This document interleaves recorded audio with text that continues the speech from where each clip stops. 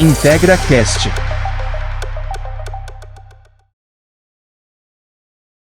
Olá pessoal, tudo bem? Que bom estar aqui com vocês mais uma vez no nosso terceiro episódio do podcast da Superintendência Unidas DF, o nosso IntegraCast. E hoje com um assunto muito interessante para vocês. Vamos falar sobre o Hospital de Transição como um instrumento de deshospitalização e de reabilitação. Um assunto super interessante com convidados muito bons. Mas antes eu quero falar um pouquinho para vocês, relembrá-los que a Unidas é uma autogestão em saúde, é uma entidade associativa sem fins lucrativos e que representa as operadoras de autogestão do Brasil. E o grande objetivo da Unidas é aprimorar o cotidiano da gestão nos planos de saúde, com participação em eventos de saúde e realização de congressos. E também seminários defendendo a posição e os valores das organizações. E nesse nosso terceiro episódio, nós queremos levar a vocês cada vez mais informações e orientações para o dia a dia da autogestão, para você que é um beneficiário que está nos assistindo também ou nos ouvindo, né, e impactar as vidas de todos os envolvidos, sejam os clientes internos, sejam os clientes externos. Então é com muito prazer que a gente inicia esse nosso terceiro episódio do IntegraCast. Eu me chamo Eliel, vou estar aqui conduzindo esse bate-papo muito leve com 3 pessoas especialíssimas que eu quero que se apresentem nesse momento para a gente. Vamos lá? Por favor. Primeiras damas, né? Bom dia, eu sou Rita Villanova, sou médica auditora, estou na saúde suplementar desde 1999, com foco nas autogestões desde 2007, então já tem aí uma estrada, né? Mas antes de tudo, eu sou uma apaixonada por gente, uma apaixonada por pessoas e uma apaixonada por saúde coletiva. Então, nesse sentido, eu acho que eu venho contribuindo e venho aprendendo muito dentro da saúde suplementar, buscando soluções cada vez mais assertivas para a melhor gestão da operadora e a melhor assistência do cuidado. Que legal, muito bom. Por favor. Bom dia a todos. Meu nome é Carlos Alberto Chiesa, eu sou o diretor-presidente do Place Cuidados Extensivos, que é uma instituição exatamente de transição, que já está em funcionamento há 11 anos, e a minha história começa exatamente no exercício da medicina, já desde 1987, passando pela medicina de alta complexidade, terapia intensiva, passando pelos segmentos de gestão hospitalar, hospitais de alta complexidade, até o momento que eu percebi que algo precisava ser feito para um segmento específico de pacientes que não tinham condições ainda de sair em segurança do hospital de cuidados complexos para casa. E foi aí que eu comecei a estudar esse segmento que, sem sombra de dúvida, como a Rita comentou, é bastante apaixonante e, uma vez mordido por essa mosca da paixão pela transição, a gente se aprofunda cada vez mais. Muito legal, por favor. Olá, bom dia a todos. Meu nome é Rafael Martins, também sou médico, minha formação inicial é na área de pneumologia e já há 14 anos eu atuo com transição de cuidados e cuidados paliativos. Atualmente eu sou o diretor executivo do Hospital Total Health e trabalho na mesma linha que o Hospital Place. Nós trabalhamos com deshospitalização, reabilitação de pacientes com alta dependência de cuidados, pacientes que estão num momento muito delicado de suas vidas, não só o paciente, mas também as famílias. E o que nos traz grande satisfação em trabalhar com esse modelo assistencial é que é verdadeiramente gente cuidando de gente. Então, de forma resumida, o nosso trabalho é esse, é gente cuidando de gente, e com isso a gente consegue maximizar os nossos resultados. Muito bom. Viram, gente? Vai ser muito bom esse bate-papo, né? Não percam nem um minutinho, tá bom? Mas para a gente começar, eu quero convidar o Dr. Carlos para falar um pouco para a gente do histórico, né? Já que a gente vai falar de hospital de transição, Conta pra gente um pouco de como que isso começou lá atrás, de onde que a gente modelou isso para trazer para cá para o Brasil e um pouco desse histórico para que quem está nos assistindo e nos ouvindo possa ter essa ideia. Por favor. Bom, como tudo no nosso país, né, um país jovem ainda em desenvolvimento, a gente aprende muito com os nossos irmãos acima do Equador, né, no hemisfério norte. E a história da transição começa exatamente junto com a própria evolução das técnicas de tratamento médico, as grandes conquistas, né, no controle de doenças graves que outrora não tinham condições de serem tratadas e que começaram a ser bem tratadas, a ter instrumentos, ferramentas, medicamentos, técnicas de tratamento que permitiram o controle dessas doenças. Com isso, esses países mais desenvolvidos rapidamente começaram a enfrentar um fenômeno de terem pessoas mais idosas utilizando o recurso hospitalar, se recuperando parcialmente de uma agressão, de uma doença, de um tratamento, porém sem ter condições seguras de voltar para casa.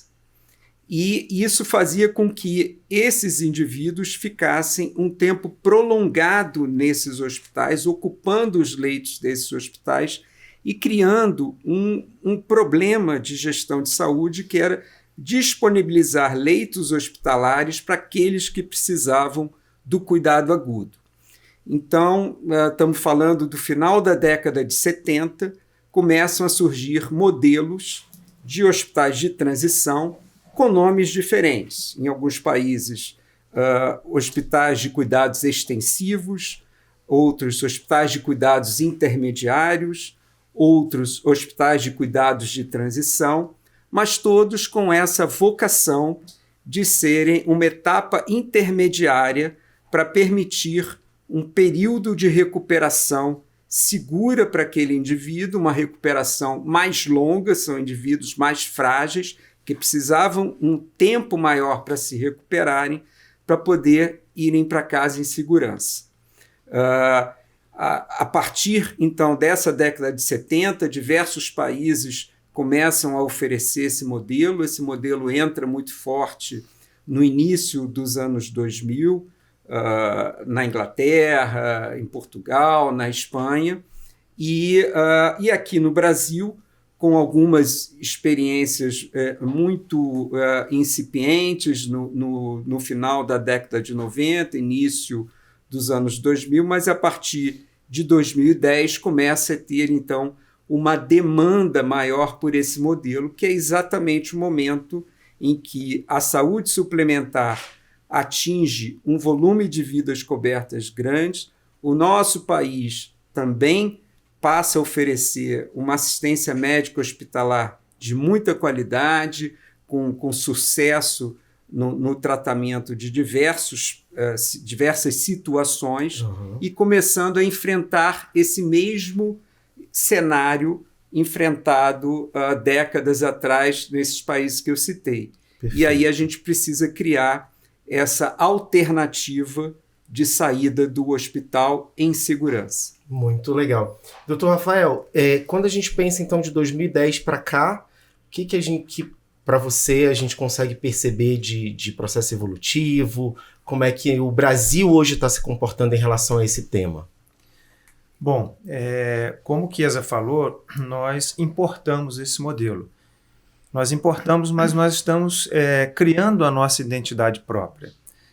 Nós importamos o modelo, a técnica, mas nós estamos implantando no nosso DNA, nossa maneira de cuidar, e houveram vários avanços, tá? Um deles eu vou citar, que é a própria Abract. O que é a Abract? É uma associação dos hospitais e clínicas de transição, que eu tive o prazer, junto com o Chiesa e alguns outros colegas, há 2 anos atrás, fundamos essa associação para reunir os poucos serviços que existem no Brasil, ou seja, nós temos um grande vazio existencial assistencial desse modelo no nosso país. São poucas capitais que ainda têm esse serviço.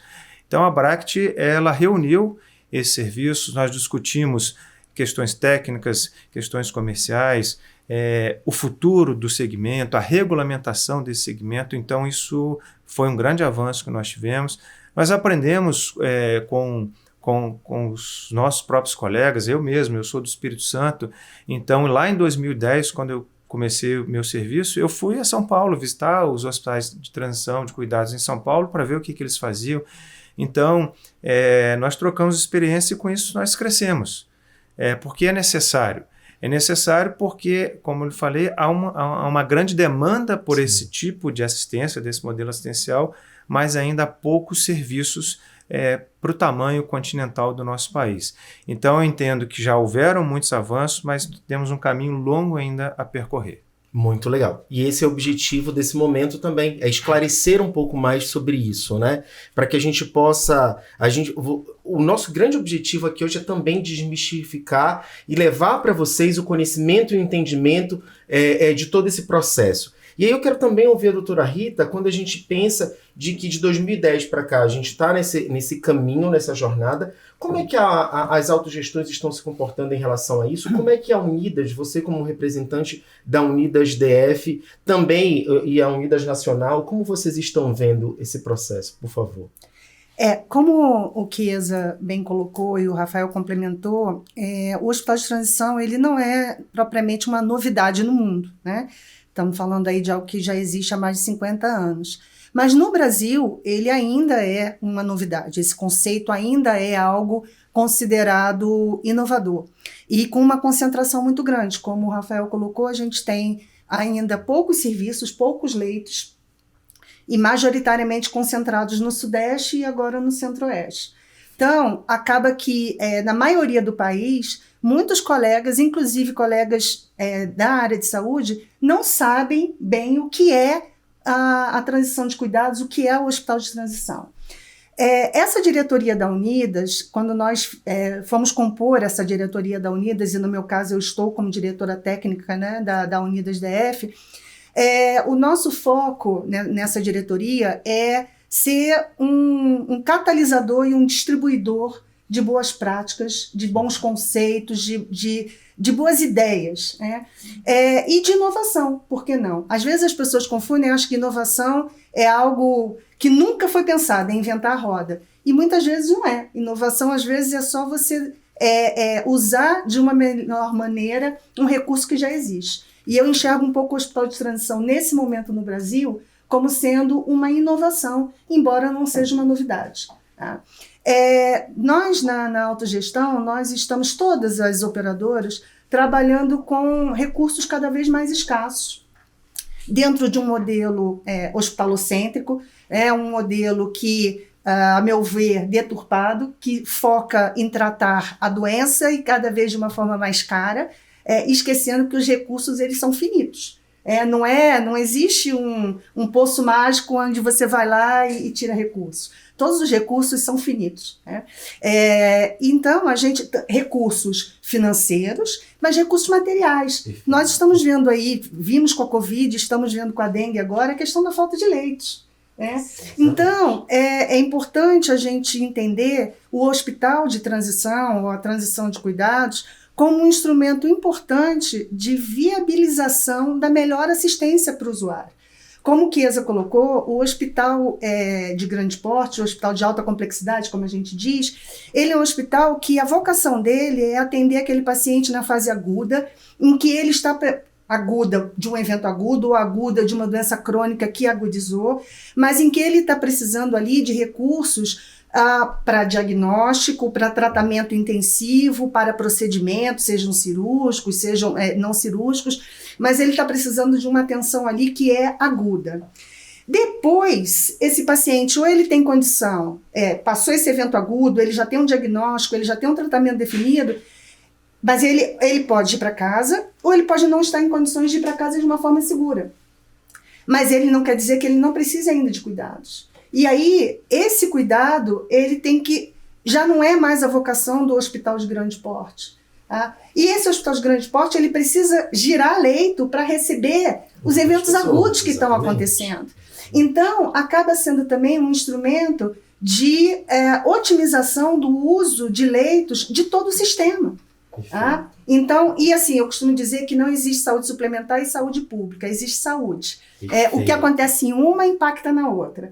Então, se falta leito na saúde suplementar, as pessoas vão tentar na rede pública. Não tem na rede pública que já está esgotada. Então, vai faltar leito.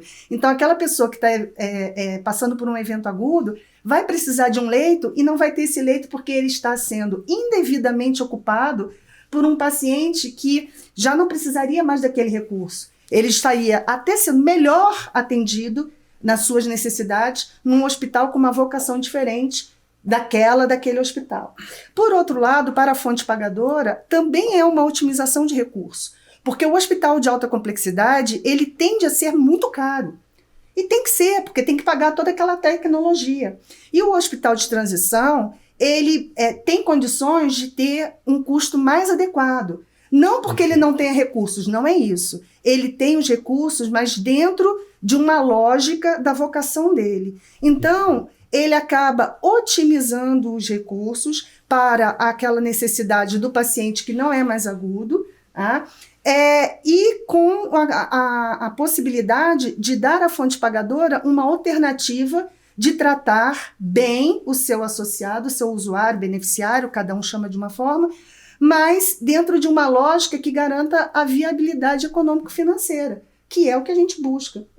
Eu sou gestora na saúde suplementar de autogestão, como eu falei, há mais de 16 anos, e eu sempre falo que o nosso maior desafio não é economizar, não é esse. Eu não fiz medicina para virar, para fazer economia de recursos na hora que a pessoa precisa, não é isso. O nosso desafio é usar bem o recurso que é finito. Tá? Então, a gente tem que dar ao usuário aquilo que ele precisa, no momento que ele precisa, com a complexidade que ele precisa. Perfeito. Se a gente inverte essa lógica, a gente prejudica a sustentabilidade de todo um ecossistema. Perfeito.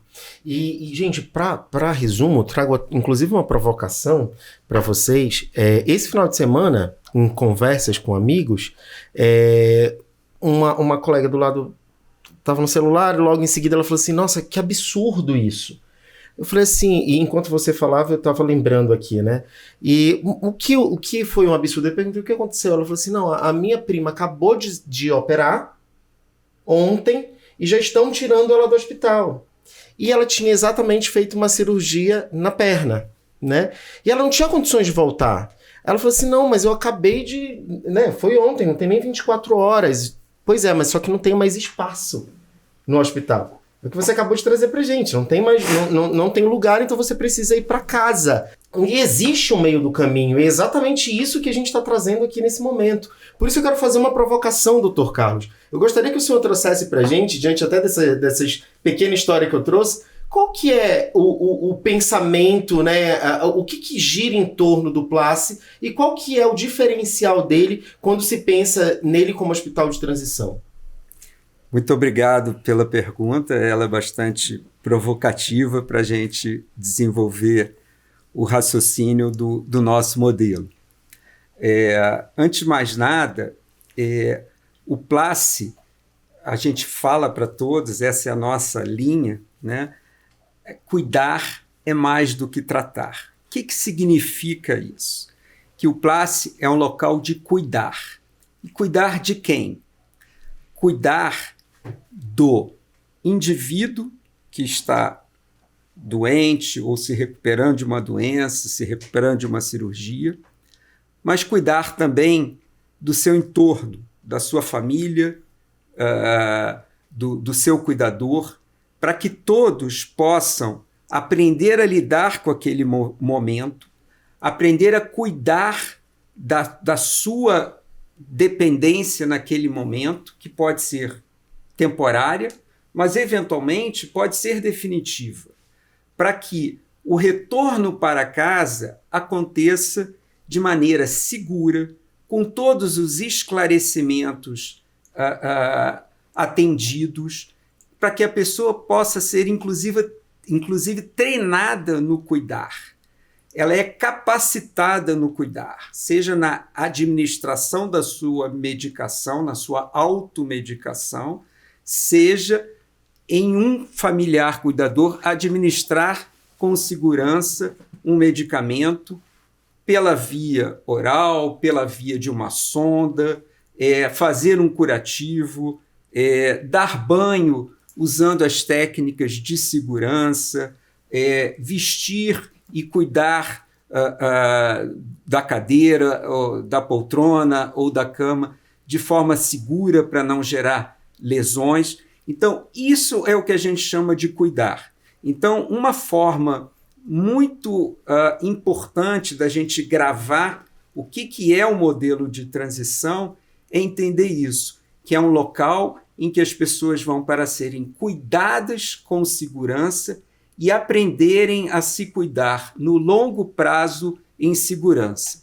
E a gente costuma chamar que o modelo de transição ele é uma ponte entre o hospital de cuidados agudos e o cuidado em casa.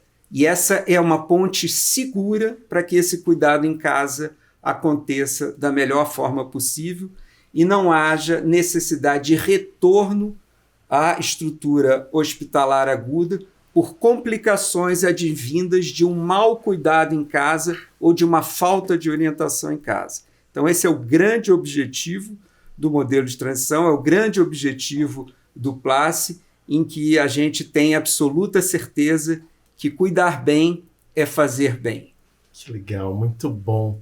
Doutor Rafael, no Total Health, eu queria que você trouxesse um pouco para a gente, inclusive, os ganhos de quando a gente fala, a gente ainda não vai entrar necessariamente nos benefícios, mas eu falo muito desse ganho de tempo, né? A gente já falou, eu tenho certeza que vocês seguem essa linha de educação também, de orientação, mas o que a gente tem para a família que está nos assistindo, o que ele tem de diferencial também que pode ser levado para dentro, extenso, a quem está passando pelo desafio da recuperação e os seus familiares, né? Os seus entornos também, por favor. Bom, com relação à família, os ganhos são enormes. Eu vou começar minha fala repetindo o que eu ouvi de um filho. Ele falou assim: aqui eu pude voltar a ser o filho do meu pai. Nossa. Por quê? Porque aquele filho ficava preocupado com absolutamente tudo e não focava no principal, que era ser o filho do pai dele. Óbvio que vai ter um momento desse filho voltar para casa com esse pai e assumir plenamente os cuidados dele. E vai passar por todo esse processo que o Chiesa falou. Ele vai ter um treinamento, ele vai ser orientado. Então, o primeiro ganho é esse, é o ganho do relacionamento. Porque ele tinha um pai que era ativo, que era autônomo, e de uma hora para outra teve um evento agudo e ficou totalmente dependente. Agora ele usa fralda, ele tem uma sonda para se alimentar, ele tem um dispositivo chamado traqueostomia para ele respirar, ele tem uma ferida que precisa fazer um curativo. Então essa família não estava preparada para isso. Então o primeiro ganho é você acolher essa família, ela precisa ser acolhida, essa família está frágil, não é só o paciente que está fragilizado, a família também está fragilizada. Tá? As famílias hoje, o nosso contexto social, os filhos hoje trabalham. Os filhos hoje, algumas décadas atrás, tinha um filho que era responsável por cuidar dos pais. Hoje as famílias estão trabalhando. E aí? Quem vai cuidar do meu familiar? Então a gente acolhe essa família, assume num primeiro momento plenamente os cuidados, e a gente está falando o tempo todo aqui de cuidado, e parece que isso é pouco. Não, o cuidado é essencial. Isso é essencial. Tá? Eu acho que a medicina se perdeu muito nisso, ao deixar de focar no que é importante, que é cuidar do ser humano que está ali, cuidar daquela família que está ali. Então, um dos grandes ganhos é esse, é você poder dar essa entrega à família. E aí, no momento que essa família se sente acolhida, se sente segura, ela também tem segurança de poder ir para casa. Opa, agora meu pai já não depende mais de uma sonda para se alimentar, ele já está reabilitando via oral, meu pai já está saindo do leito, já está chegando o momento de eu ir para casa. A gente chama isso de ganho de funcionalidade. A gente tem escalas que a gente mensura isso. Legal. Um paciente que não tem força sequer para sentar, ele ganha equilíbrio para sentar, depois ele ganha força para levantar, igual um bebê, ele vai etapa a etapa até que ele volta a andar. Tem alguns pacientes que não conseguem ter esse ganho, alguns conseguem. Então, a partir do momento que eu tenho esse paciente, ele atinge um limite no seu ganho de funcionalidade, a gente começa a prepará-lo para ir para casa. E não só o paciente, mas a família. Essa família é preparada desde o começo. Você não veio para morar aqui. Isso aqui não é o que nós chamamos de uma casa de repouso. Isso aqui é um hospital. Um hospital de transição de cuidados, e a palavra é muito apropriada, transição. Ou seja, ele vai passar um tempo aqui, vai ser cuidado, vai ser tratado também, e depois vai para o domicílio. Legal, muito bom. Ouvindo isso, agora eu entendo vocês dizerem que são tão apaixonados, né? Porque é bem emocionante ouvir um depoimento como esse. E aí, doutora, eu queria lhe provocar como médica agora, né? Na sua experiência, em tudo que você já viveu, como que você, quando, por mais apaixonado, vamos pensar em terceira posição aqui, você fora, né? Olhando para tudo isso, como você observa essa movimentação de crescimento do Hospital de Transição para a medicina? Qual é a importância disso para você? Eu acho fantástico, porque antes de eu ser gestora em saúde suplementar, eu sou médica, como você falou, né? E cada vez eu estou menos na assistência, mas eu ainda estou na assistência. E durante muitos anos eu fui uma médica assistente, né? A minha especialidade é vascular, e eu sentia muitas vezes exatamente essa angústia. O paciente, ele já não precisa daquele hospital. Ele já fez lá o procedimento, a cirurgia vascular dele, ou a amputação, sobretudo a amputação no membro, que é um evento catastrófico, para a família, para o paciente e para a família, tem um impacto emocional enorme, e eu estou dando um exemplo, né, da minha vivência, mas então, nesse caso, por exemplo, do paciente amputado, né, ele sai com uma condição de vida completamente diferente da que ele entrou, né? E se ele sai do hospital geral para casa, isso é terrível.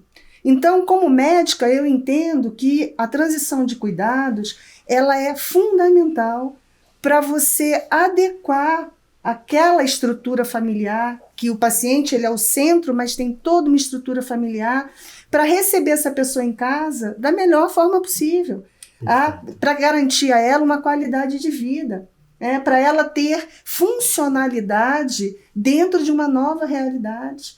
E essa família ter condição de levar essa pessoa para casa se sentindo segura. Porque eu também não sei, assim, eu não como médica, mas como filha, né, eu tive a experiência do meu pai ter uma doença degenerativa e, de repente, perder a autonomia dele e ficar em casa.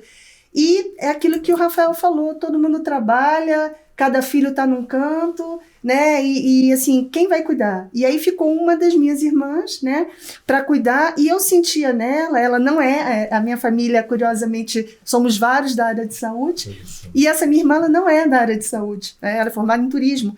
E ela dizia assim, vocês... ficou para mim, eu não sei, vocês é que sabem, eu não sei fazer, eu não sei cuidar, eu não sei, né? E na verdade ela cuidou com maestria dos meus pais, primeiro do meu pai, depois da minha mãe, mas eu percebia nela essa angústia, né, de como lidar com isso, né? No nosso caso, então, meu pai era profissional de saúde também, uma pessoa extremamente autônoma, independente, e de repente ficou dependente, né? E assim, como é que você lida com essa situação? Né? Tem o lado emocional, tem o lado prático, tem o lado objetivo.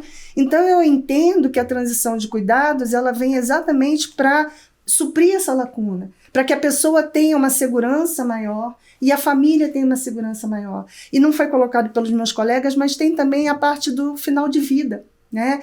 A terminalidade ela é um momento muito especial por vários aspectos, né? É um momento que geralmente ele está ligado à dor física, mas também à dor emocional, né? Alguém está se despedindo, mas isso não precisa ser uma coisa ruim, isso não precisa ser uma coisa pavorosa, muito pelo contrário, a terminalidade da vida ela pode ser algo muito digno e muito bonito, Tá? E eu observo também essa vocação nos hospitais de transição, tá? De dar a essa terminalidade da vida um caráter completamente diferente do que é morrer dentro de uma UTI. Muito mais sozinho, humanizado, né? Entende?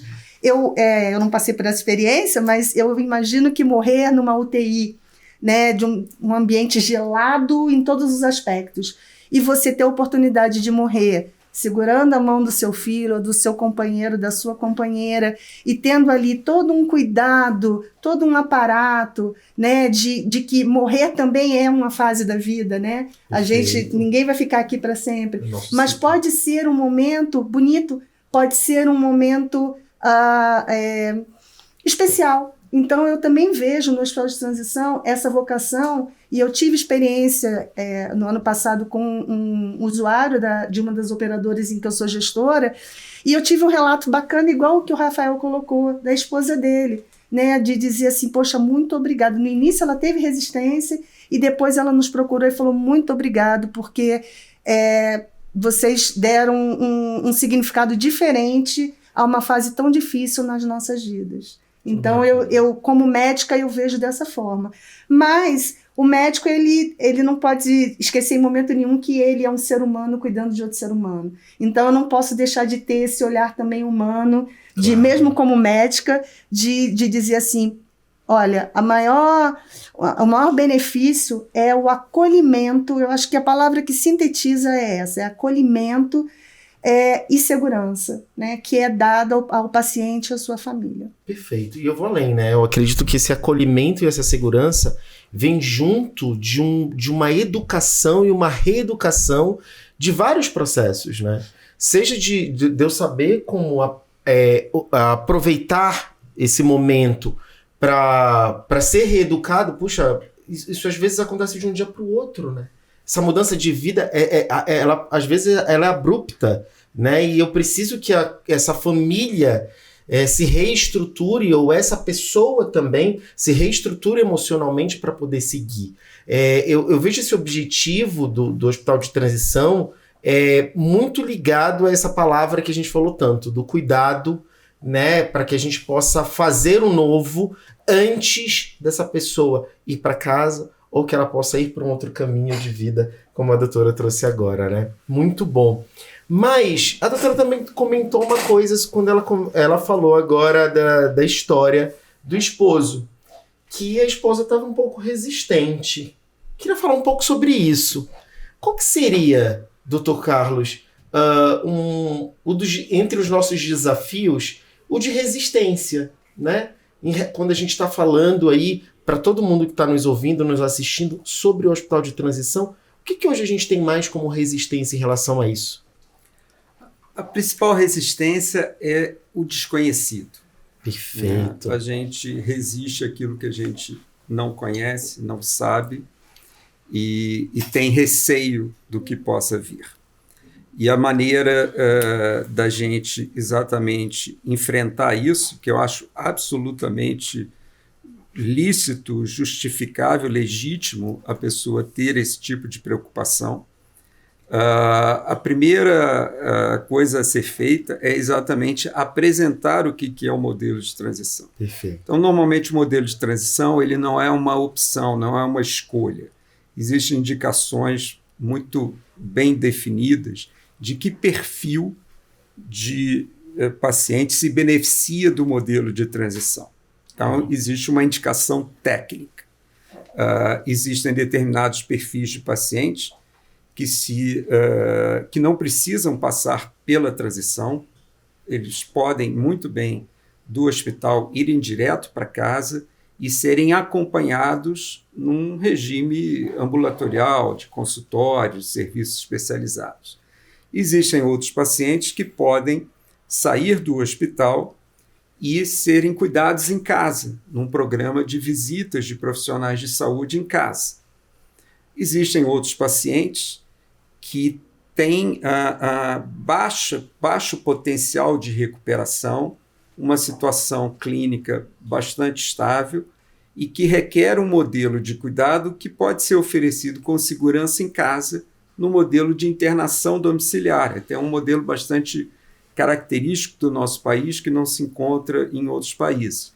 Então, existe uma indicação bastante precisa para a internação domiciliar, e o modelo de transição, de forma alguma, é uma alternativa, uma concorrência ao modelo da internação domiciliar. Entendi.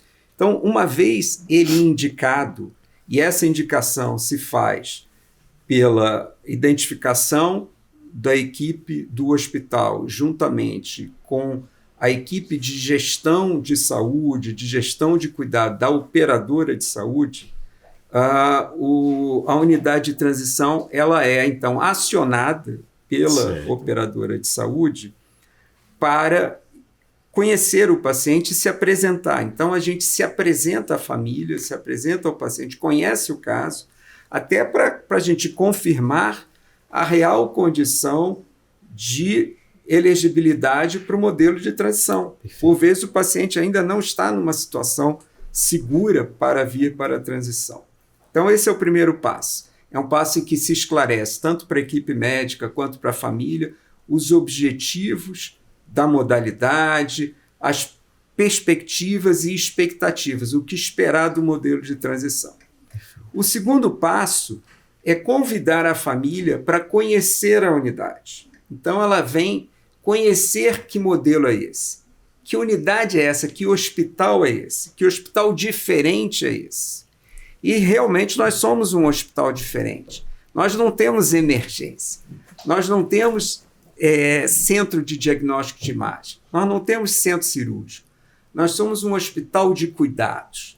E em sendo um hospital de cuidados, nós temos, além das instalações de internação, de um quarto amplo, iluminado, com conforto para o paciente e para a família, a gente tem áreas de convivência, a gente tem áreas ao ar livre, a gente tem áreas para fazer exercícios, áreas de reabilitação, áreas para receber seu animal de estimação, áreas para receber seus amigos. Nós somos diferentes, porque o que a gente busca é trazer vida para todos os momentos de vida e fazer com que, gradualmente, aquele indivíduo, aquele núcleo familiar, adquira a segurança, a vontade, a conexão para o retorno para casa. Perfeito. E para a gente conseguir isso, e eu vou pegar, inclusive, o exemplo que a Rita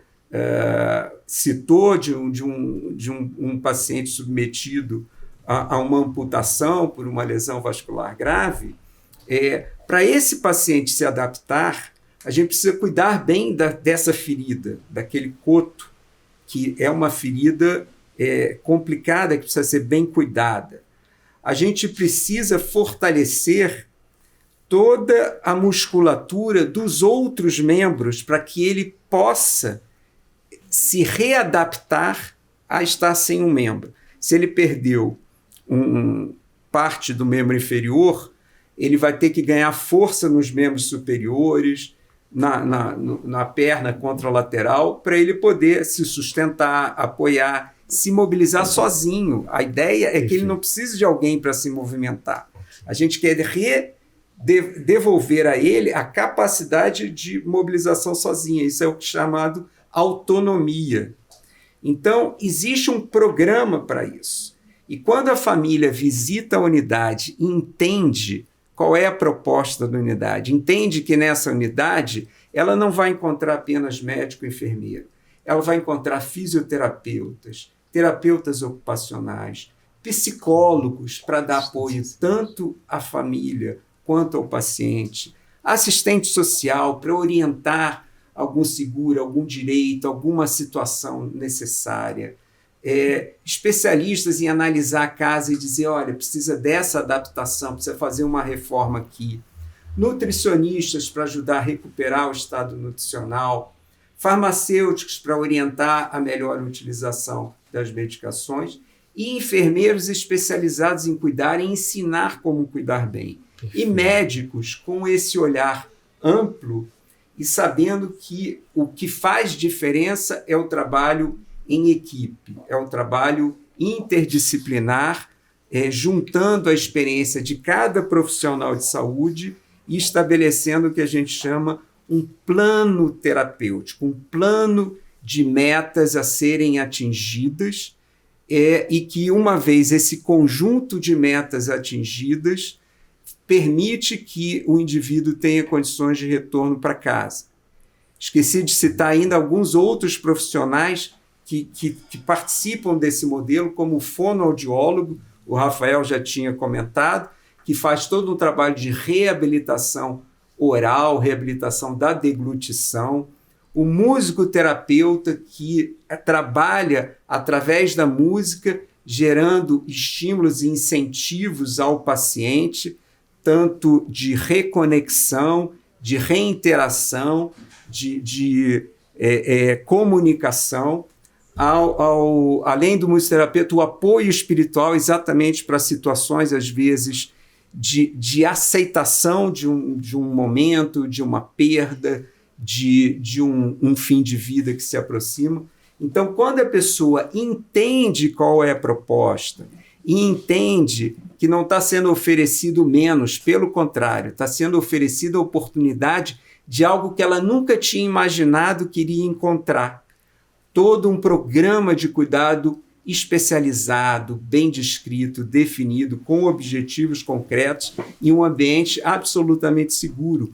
Muito mais seguro, inclusive, que a casa do indivíduo, porque lá ela vai ter médico 24 horas, enfermeiro 24 horas, uma estrutura de gases medicinais igual de um hospital, então não tem falta de oxigênio, uma estrutura de autonomia elétrica que mantém 100% da unidade com gerador, se houver necessidade, um estoque de materiais e medicamentos para qualquer situação, urgência, o que for necessário, está ali à mão. Então, essa unidade não é menos, ela é mais. Perfeito. Ela tem um propósito, um papel dentro do sistema de saúde, e quando a família entende isso, acontece isso que a Rita citou, que o Rafael citou, as pessoas ficam encantadas. E retornam à unidade depois para agradecer, para visitar, para mostrar como melhorou. Olha como eu já estou caminhando, olha como eu estou isso, para apresentar os novos membros da família. É muito bacana, é um modelo completamente diferente do que tudo que um médico tradicional no nosso país, como nós, vivemos. Nós fomos educados no modelo tradicional, iniciamos a nossa prática profissional no modelo tradicional, até a gente ter a oportunidade de conhecer uma proposta de cuidado diferente, holística, que respeita a pessoa como um todo. Por isso que é apaixonante. Muito bom, doutor Rafael. O doutor Carlos trouxe para a gente aqui que a gente tem o desafio de entender quem está habilitado a ir para, né? Eu queria que você falasse um pouco para a gente sobre isso. Quem são essas pessoas hoje que estão nos ouvindo e nos assistindo que podem estar habilitados para fazerem parte de um hospital de transição, né? Já entendemos que esse cuidado é total, seja se a gente estiver falando de Total Health, seja a gente falando do Placi, independente de onde nós estamos falando. Mas a gente quer entender, né? Eu gostaria de entender quem está habilitado para fazer parte e ser encaminhado para o Hospital de Transição, por favor. A sua pergunta, na verdade, ela é uma dúvida que paira também entre os profissionais de saúde, não só dos meus, os profissionais de saúde de forma geral. Perfeito. Não são só as pessoas que têm a demanda, os familiares que têm essa dúvida. Então, por exemplo, em 2020, quando nós trouxemos a Total Health para Brasília, começamos a fazer reuniões com operadores de saúde, com hospitais, para explicar o que é o serviço, o que é o modelo. Grande parte das pessoas ainda não conheciam. Então, nós começamos a fazer um trabalho de base, realmente explicar o que é o modelo. E a gente faz esse trabalho também com as famílias.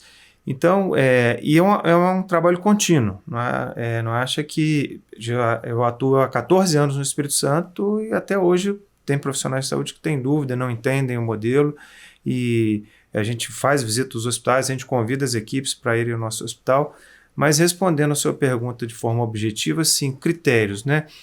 Os critérios são técnicos. Existem critérios técnicos para isso. Inclusive, a associação que eu mencionei, que é a BRACT, ela tem trabalhado, nós temos uma comissão trabalhando nisso até para formalizar esses critérios para o mercado de saúde. Isso é importante, porque sim, são critérios que nós sabemos que funcionam, para avaliar a elegibilidade do paciente, mas que ainda não é praticado de forma formal pelo mercado. Então, nós estamos trabalhando nisso. Mas, resumidamente, seria aquele paciente que tem alta dependência de cuidados. É aquele paciente que não está mais sob risco de morte.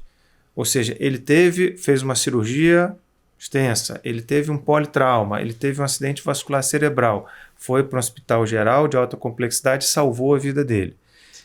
Ele não está mais sob risco de morte, mas ele ainda tem dependência de uma equipe multiprofissional. Como Chiesa citou aqui, todos esses profissionais que compõem essa cadeia, isso é fundamental. O Hospital de Transição de Cuidados paliativos, não é o cuidado, não é centrado no médico, é um trabalho em equipe, é de equipe interdisciplinar. Ela trabalha junta, não é um monte de profissional que trabalha cada um por um lado. A gente trabalha convergindo. Então, esse paciente que tem alta dependência de cuidados, certo? Mas que não está mais em risco de morte, ele pode ir para um hospital de transição de cuidados. Vou te dar um exemplo prático para quem está nos ouvindo e não é da área de saúde. Ventilação mecânica, nós respiramos espontaneamente. Eu entrei em ciência respiratória, sou colocado no aparelho para respirar. Passei da fase aguda, mas ainda não consegui sair do respirador. Mas eu não preciso ficar mais no hospital. Um hospital de transição pode receber esse paciente que está em ventilação. Perfeito. E o qual vai ser o trabalho? Reabilitar a parte respiratória para que ele, num primeiro momento, volte a respirar espontaneamente, num segundo momento, retire a traqueostomia e possa ir para casa. Certo? Okay, um paciente que teve um acidente vascular encefálico, o chamado derrame. Esse paciente não está andando, não está deglutindo, não está se alimentando. Ele está acamado. Ele é elegível para ir para o hospital de transição de cuidados. Okay. Vamos trabalhar a parte motora, a parte de fonação, de deglutição, para que ele possa voltar para casa. Então, assim, em termos técnicos, é muito ampla, as indicações são muito amplas. Mas, resumidamente, é o paciente com alta dependência de cuidados que não tem mais risco iminente de morte. Então, ele pode ir para o hospital de transição que tenha toda essa estrutura que o Chiesa citou, que eu conheço o serviço do Chiesa, que eu já visitei, e nós temos uma estrutura muito semelhante. Então, esse paciente tem que realmente ir para uma estrutura adequada. Não basta se intitular um hospital de transição de cuidados, tá, e não ter essa estrutura, tanto física quanto de profissionais. Eu queria só complementar, claro, eu gosto de algumas frases de impacto, assim, sabe? Eu acho que elas... e tem uma frase que fala que o conceito do hospital de transição é aquela unidade que atende a seguinte necessidade: quando o hospital geral não é mais necessário, mas voltar para casa ainda não é seguro. Tá? Eu acho que resume. O paciente ele não precisa mais dos cuidados intensivos de um hospital geral, mas ir para casa ainda não é seguro, nem para ele, nem para a família, né? Então, é exatamente esse momento. Tá? E aí, uma outra questão que também gosto de falar, que é o seguinte: qualquer tecnologia, pode pensar em qualquer tecnologia, né? A pior coisa que pode acontecer para uma tecnologia é ela ser mal indicada, ou ser indicada na utilização errada ou no momento errado. Então, essa questão do critério técnico, ela é fundamental, até para manter a reputação do hospital de transição. Então, é entender quem é a pessoa que tem indicação, quem é a pessoa que não tem indicação, quando é o momento certo de ir, quando não é mais o momento certo de ir, ou porque ainda não é o momento, ou porque esse momento já passou. E o hospital de transição não vai oferecer nada, que também pode acontecer. Tá? É o momento dele ir para casa, infelizmente ele perdeu o time, né, por uma série de desconhecimento. E aí eu só queria voltar na sua pergunta que você fez para o Chiesa, né? Eu acho que o maior desafio é a educação, é o conhecimento, é as pessoas entenderem o que é o modelo. Tá? Assim, a gente percebe que muitos profissionais de saúde não sabem o que é o modelo de transição, inclusive médicos. a gente vê que a sociedade como um todo não sabe o que é. Como eu te falei, quando a gente vai oferecer, eu já escutei de filho de paciente seguinte: pô, mas na hora que o meu pai precisa, meu pai contribuiu com esse plano a vida inteira, e na hora que ele precisa, ele está no hospital, você quer tirar ele para botar num hospital de segunda linha? E aí eu falei para ele: não, você tem que conhecer o que é. Não tem nada de segunda linha.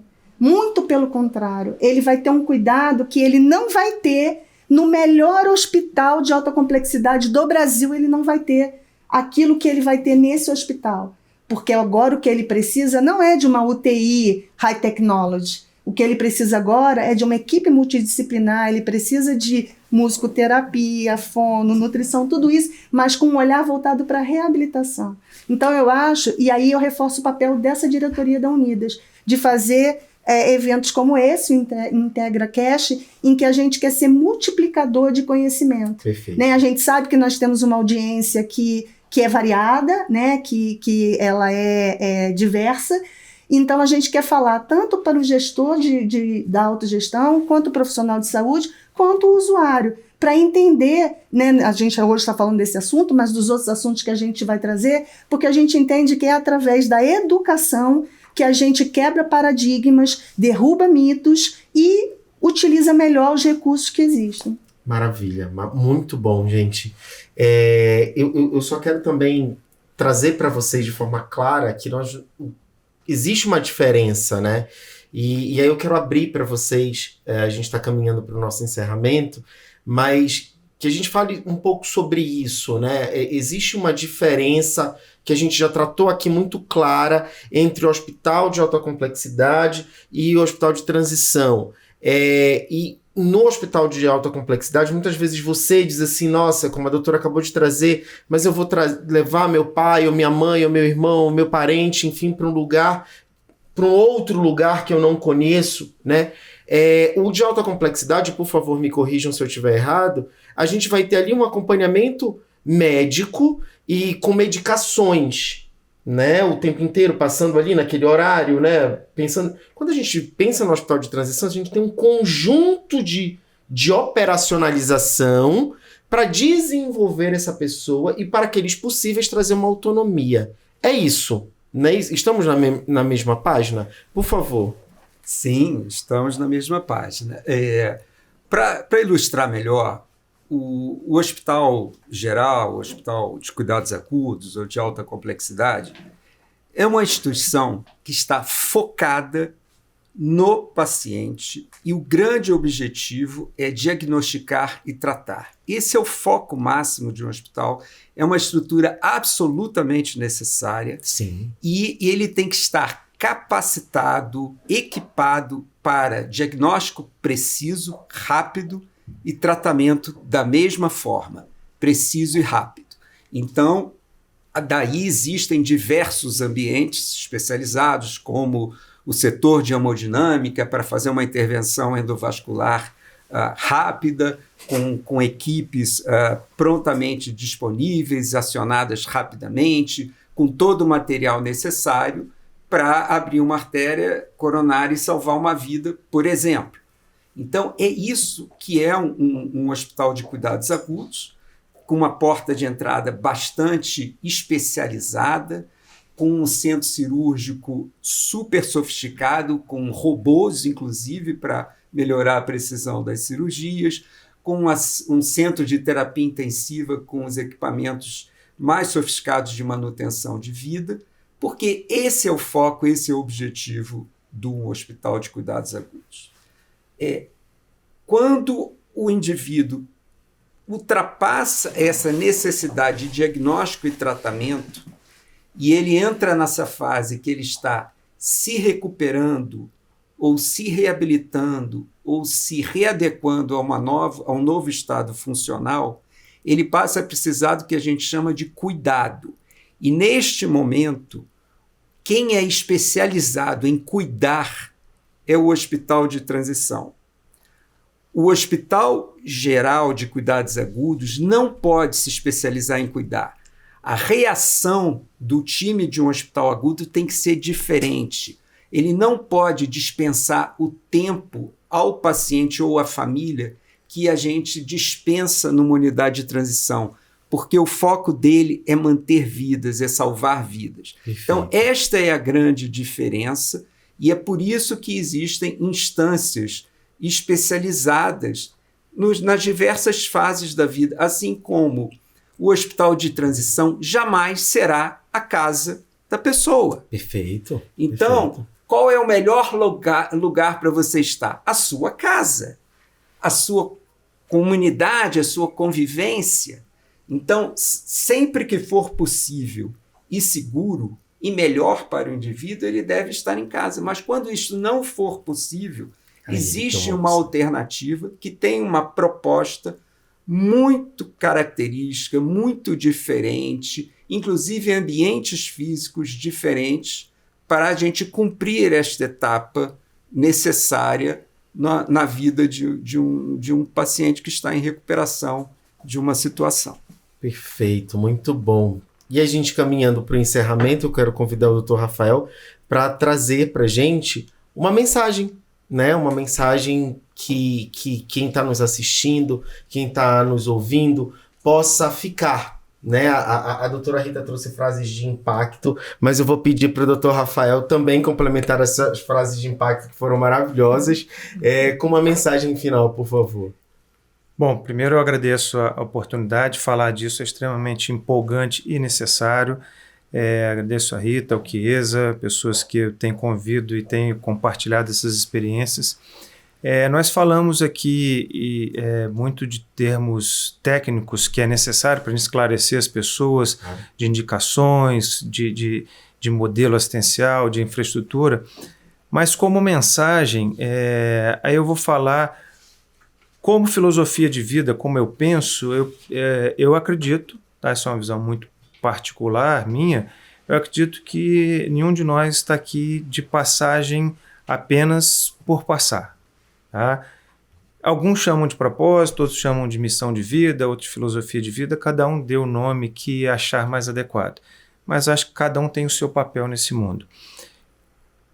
E eu acredito que a humanidade está evoluindo, embora alguns advoguem ao contrário, para mim é inequívoco que a humanidade está evoluindo, mesmo com todos os problemas que nós temos. E pode parecer filosófico demais, mas não é. Eu acho que esse olhar do cuidado, do acolhimento, ele faz parte desse processo de evolução da humanidade, do ser humano. Então, assim, a tecnologia é necessária, como a Rita falou, extremamente necessária, salva muitas vidas, mas, assim, o cuidado também salva muitas vidas. E mesmo que essas vidas biológicas já não sejam mais possíveis. Eu ouvi recentemente, falando de frase de impacto, um médico falando, eu vi muitas pessoas morrerem curadas. Porque, assim, a vida biológica ela é finita, é um caminho de todos nós. Mas eu preciso curar o quê? Perfeito. E a gente consegue oferecer isso para as famílias. Isso não é demagogia, isso não é frase de efeito. O hospital de transição tem esse efeito na vida das pessoas, sejam dos pacientes, da família e da nossa equipe. Os profissionais de saúde, quem trabalha na área de saúde, quer entregar algo mais, quer se doar. E os nossos profissionais, os nossos que eu digo, que trabalham nesse segmento, eles estão buscando isso também. Então, você proporciona ele também um bom ambiente de trabalho, um clima organizacional sensacional. Por quê? Porque eles também se enquadram nessa filosofia e eles também se sentem acolhidos. Então, assim, me desculpem se pareceu filosófico demais, mas isso é que realmente que eu acredito, e eu acredito que quem trabalha nesse segmento também pensa dessa maneira. Muito bom, muito obrigado. Vou convidar o Dr. Carlos para também trazer a sua fala final sobre esse momento que nós tivemos aqui. Então eu vou seguir a linha do meu companheiro Rafael.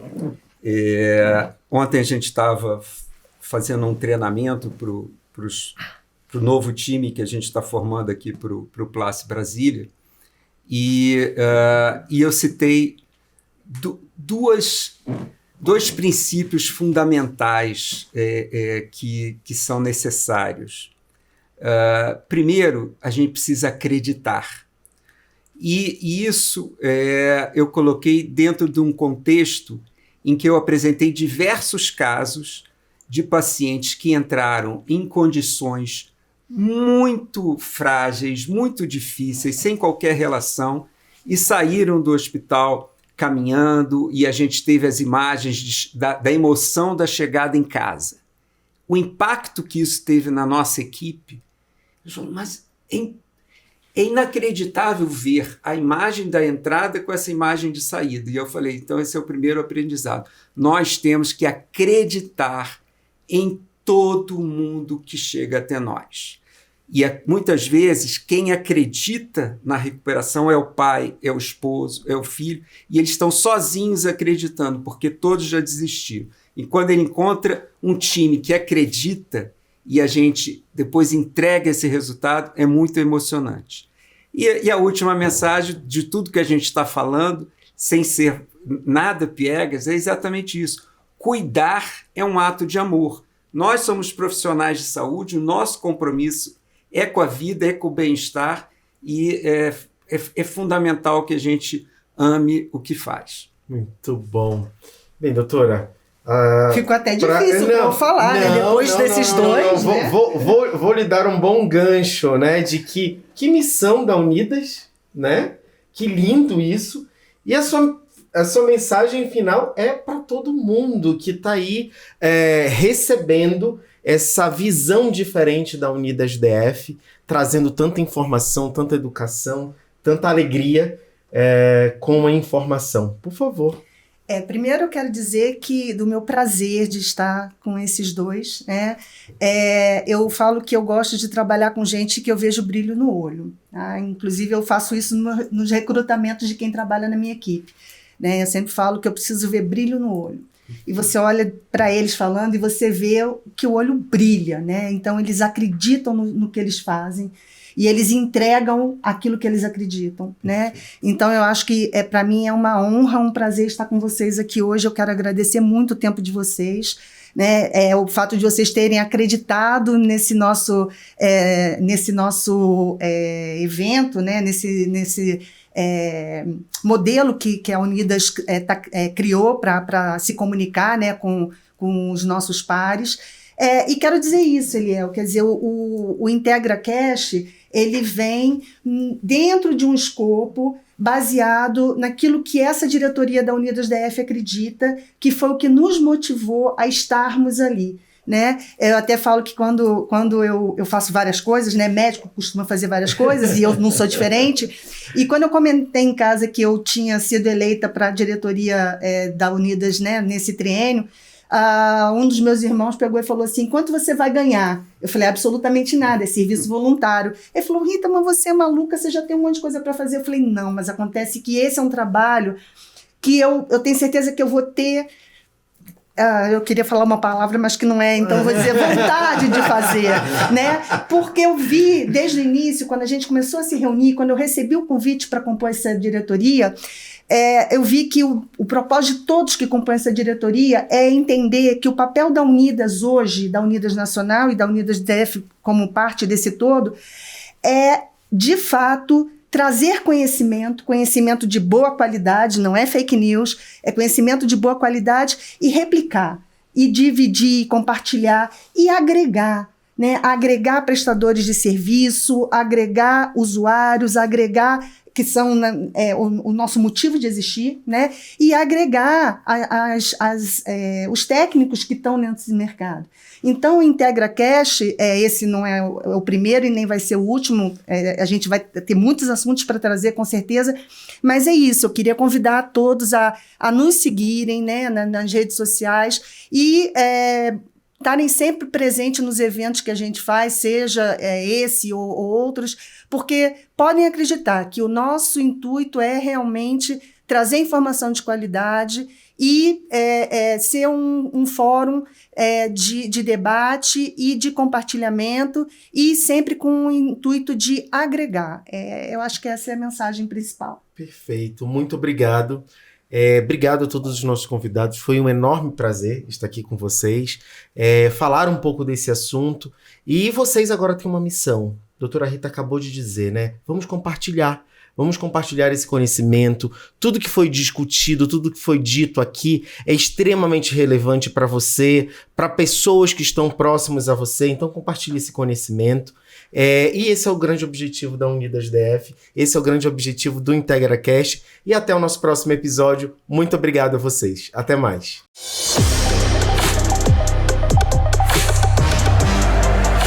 IntegraCast.